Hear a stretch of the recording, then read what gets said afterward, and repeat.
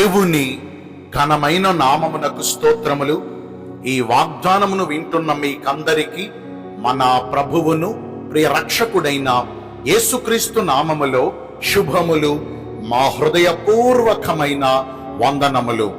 ఈరోజు మీ కొరకైన దేవుని వాగ్దానము కీర్తనలు గ్రంథము 125వ కీర్తన 4వ చరణము.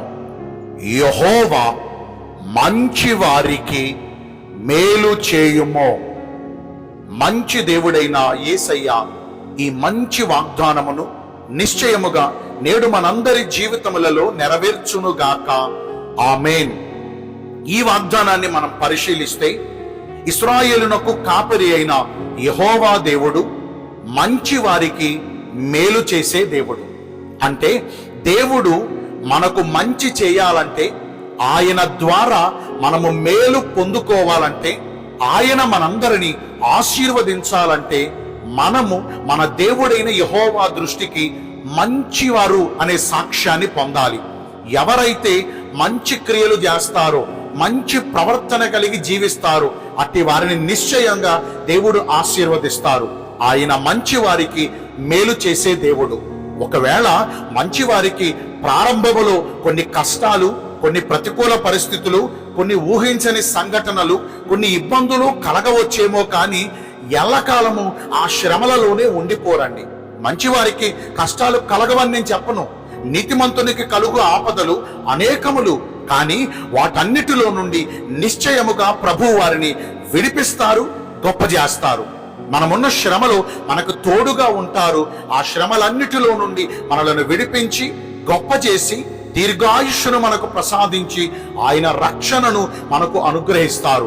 ఇట్టి ధన్యతలు మనం పొందినట్లుగా ఆయన దృష్టికి మనము మంచివారిగా ప్రవర్తించాలి. మనకు ఎదురైన కష్టాలను బట్టి మన మంచితనాన్ని పోగొట్టుకోవద్దండి. మనకు ఎదురైన శ్రమలను బట్టి, శోధనలను బట్టి, బాధలను బట్టి మన మంచి సాక్ష్యాన్ని కోల్పోవద్దండి. ఏది ఉన్నా లేకపోయినా సుగంధ తైలము సంపాదించుకున్నట కంటే మంచి పేరు సంపాదించుకున్నట ఎంతో మేలు అని కీర్తనాకారుడైన సొలొమోను భక్తుడు సెలవిస్తూ ఉన్నారు. మరి ఈ రోజున మంచివారు ఉన్నారా? మంచి క్రియలు చేయవారు ఉన్నారా? మనము మంచివారమని పిలిపించుకుంటానికి ఈ లోకములో కొన్ని పుణ్యకార్యాలు మనం చేయొచ్చు. కానీ ఈ పుణ్యకార్యాల వల్ల మాత్రమే మనం మంచివారం అయిపోతామా అంటే కానే కాదండి. మన మంచి క్రియలే గాని, మన నీతి క్రియలు అనుకున్నవే గాని దేవుని ముందరకు తీసుకొస్తే అవన్నీ మురికి గుడ్డల వలె ఉన్నాయంట. మరి దేవుడు మెచ్చుకునే మంచి ప్రవర్తన మనం కలిగి ఉంటే నిశ్చయంగా ఆయన మనలను వర్ధిల్ల చేస్తారు.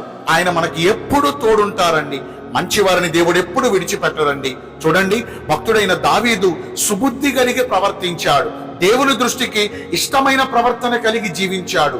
మనుషులు ఎవ్వరూ దావీదును పట్టించుకోకపోయినా, తన ఇంటి వారే తనను చిన్న చూపు చూసినా దేవుడు దావీదును కోరుకున్నారు. గొర్రెల కాపరి స్థాయి నుండి ఇశ్రాయేలు సామ్రాజ్యమునకు చక్రవర్తి స్థాయికి వర్ధిల్ల చేశారు. మోయాబీయురాలైన రూతు సమస్తమును కోల్పోయి రిక్తహస్తాలతో యోదయా దేశపు బెత్లెహేమునకు వచ్చారు. ఆమె సత్ప్రవర్తనను బట్టి బోయజు ఆమెను వివాహమాడి బోయజుకు కలిగిన సమస్త ఆస్తికి ఆమె హక్కుదారురాలైపోయింది. మన పితరులైన భక్తులు దేవుని దృష్టికి మంచి ప్రవర్తన కలిగి జీవించారు కాబట్టి వారికి ప్రతి సందర్భములో దేవుడు వారిని విడవక వారికి తోడున్నారు. మరి ఈ రోజున మనము కూడా దేవుడి దృష్టికి మంచి ప్రవర్తన కలిగి జీవించామనుకోండి, ఆయన మనకును తోడుగా ఉంటారు, మన బంధకాల నుంచి విడిపిస్తారు. నిశ్చయముగా మన కీడులన్నిటి నుండి మనల్ని విమోచించి మనకు మేలు చేస్తారు. మరి నేటి నుంచి అయినా మంచి ప్రవర్తన కలిగి నడుచుకుందామా? దేవుడి కొద్ది మాటలు మనందరి వినికిడిలో దీవించునుగాక. ఆమేన్. మీ కొరకు చిన్న ప్రార్థన చేస్తానండి. పరిశుద్ధుడ, ప్రేమ కలిగిన యేసురాజా, మీ కృపగల ఘనమైన నామమును బట్టి నిండు మనసుతో మీకు మా కృతజ్ఞత స్తుతులు, స్తోత్రములు, వందనాలు చెల్లిస్తున్నాం. మీరు మంచి వారికి ఎప్పుడూ మేలే చేసే దేవుడు కాబట్టి నేటి నుంచి మేము మంచి ప్రవర్తన కలిగి జీవించుటకు కృప చూపించమని వేడుకుంటున్నాను. ఈ రోజున ఎందరైతే పుట్టిన రోజులను, వివాహ దినములను, ఇతరమైన శుభకార్యములను జరిగించుకుంటున్నారో వారందరికీ మెండైన దీవెనలు కుమ్మరించమని, మీ రాకడ కొరకు మమ్మను సిద్ధపరచమని యేసుక్రీస్తు ప్రశస్త నామమున ప్రార్థించి వేడుకొనుచున్నాను మా ప్రియ పరలోకపు తండ్రి. Amen. May God bless you all. Thank you.